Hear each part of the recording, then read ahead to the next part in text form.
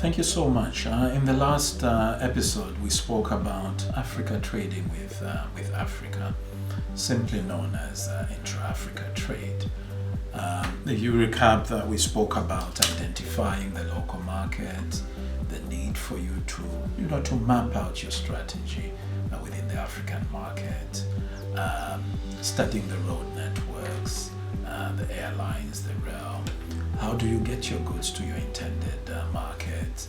Keeping in touch and inquiring with the local embassies through their trade attaches, the investment agencies, and many other portfolios that one can identify that can assist in a particular given market. It could be the tax authorities, it could be the trade ministries in a particular country, so that you're able to move your goods from one African country to another African country.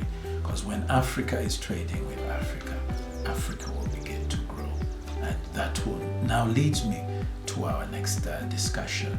How can that help you manage or de-risk your program? Of course, it will allow you to study the terrain, because you begin to know the terrain more than you've ever known it before, because you've taken a deliberate initiative as a young entrepreneur, as a medium-sized entrepreneur, or a large investor in the market to say, listen, I'm producing this.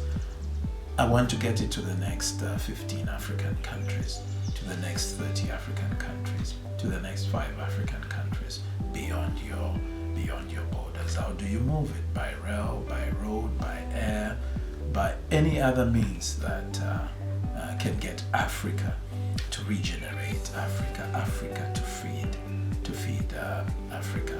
That is very, very key. So connecting with that, of course, we can now leverage on the internet. We can leverage on investment groups that are talking about investment within Africa.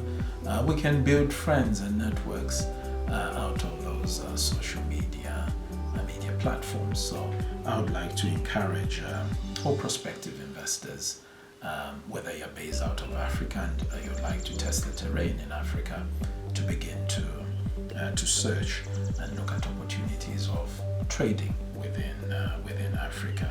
The other opportunities, of course, that arise out of that is you're able to build a trajectory on how you're going to grow your market within the continent of Africa. How do you feed your market? How do you meet the demand that will start coming out depending on what you're producing or what you're manufacturing? And how in turn are you able to share capacities? Are the people you're manufacturing for able to collect the goods from your point of production, or vice versa? I mean, you need to build those synergies, and those synergies will be built by communicating within Africa with the business networks that you build within Africa, through the embassies, through the investment agencies, through the trade